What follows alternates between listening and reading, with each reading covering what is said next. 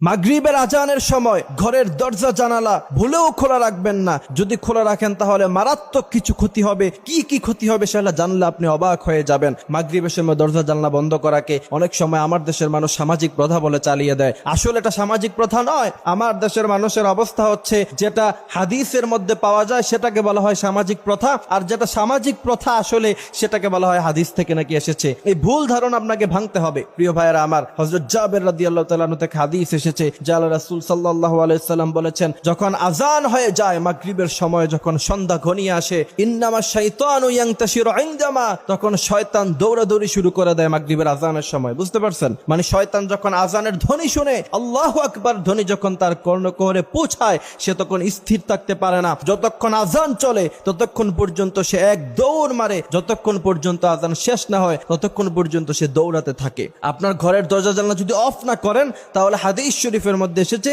শয়তান আপনার ঘরের মধ্যে ঢুকে যেতে পারে। এখন আপনি বলবেন যে হুজুর, দরজা জানলা বন্ধ করলে কি শয়তান ঢুকতে পারবে না? না, রাসূল করিম সাল্লাল্লাহু আলাইহি সাল্লাম হাদিস শরীফের মধ্যে বলেছেন যে ঘরের দরজার যে লক আছে, সে লক যদি আপনি লাগিয়ে দেন, তাহলে আল্লাহ সুবহানাহু ওয়া তাআলা শয়তানের ঘরে ঢোকার যে ক্ষমতা, সেই ক্ষমতা আল্লাহ সুবহানাহু ওয়া তাআলা তার থেকে তখন ছিনিয়ে নেয়, সে তখন আর ঘরে ঢুকতে পারে না। এটা স্পষ্ট কথা। এই জন্য যখন আযান হয়ে যাবে তখন অবশ্যই আমরা ঘরের দরজা জানলাগুলি সাথে সাথে বন্ধ করে নিব। সেক্ষেত্রে রাসূল বলেছেন, যখন তোমরা মাগরিবের নামাজ পড়ে ফেলবা, জিকির আজকারগুলি করবা, তখন আবার চাইলে তোমরা দরজা খুলতে পারো, সেক্ষেত্রে কোনো সমস্যা নাই। তবে আযানের সময় যাতে দরজা জানলা যাতে খোলা না থাকে, সে ব্যাপারে আমরা কেয়ারফুল থাকবো। দ্বিতীয় নাম্বার কথা হলো, ওই সময় আপনি যদি বাচ্চাদেরকে বাইরে রাখেন, তাহলে হাদিস শরীফের মধ্যে এসেছে বাচ্চার অনেক ক্ষতি হয়ে যেতে পারে। বাচ্চাকে দুষ্ট জিন তখন আক্রমণ করতে পারে, কারণ যখন অন্ধকার পৃথিবীর মধ্যে ছেয়ে আসে, তখন জিনেরা চলাচল শুরু করে দেয়। এবং জিনেদের মধ্যে থেকে দুটি পার্ট আছে, কিছু খারাপ জিন, কিছু ভালো জিন। খারাপ জিন যারা, তারা অনেক সময় মানুষদেরকে সামনে পেলে তাদের ক্রোধ নিবারণের জন্য মানুষের উপর তারা আক্রমণ করে বসে।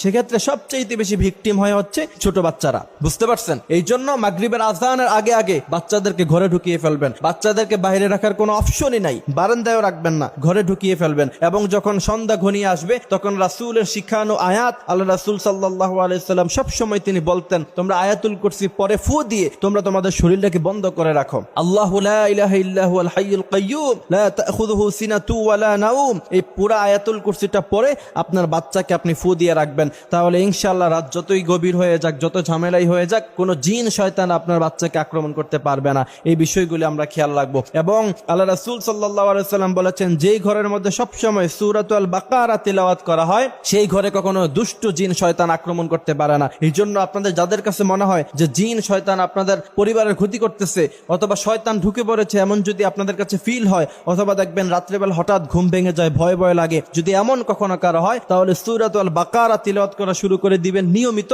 রাসূল করিম সাল্লাল্লাহু আলাইহি সাল্লাম বলেছেন, যে ব্যক্তি সূরাতুল বাকারা তেলাওয়াত করলো এবং যেই ঘরে সূরা বাকারা তেলাওয়াত করা হলো, সেই ঘর থেকে আল্লাহ পাক সমস্ত শয়তান, জিন শয়তান, খবিশ শয়তান থেকে আর সেই ঘরকে আল্লাহ সুবহানাহু ওয়া তাআলা হিফাজত করে। এই জন্য আমরা আমল করব। সব সমস্যার সমাধান আছে আমলের মধ্যে, এবং কোরআনের মধ্যে আছে সব রোগের শিফা। ওয়ানুনাজ্জিলু মিনাল কুরআন মা হুয়া শিফা, এবং আল্লাহ পাক অন্য আয়াতে বলছেন, হাদা তিবিয়ানাল লিকুল্লি শাই, এই কোরআনে আল্লাহ পাক সব কিছু বর্ণনা করেছেন।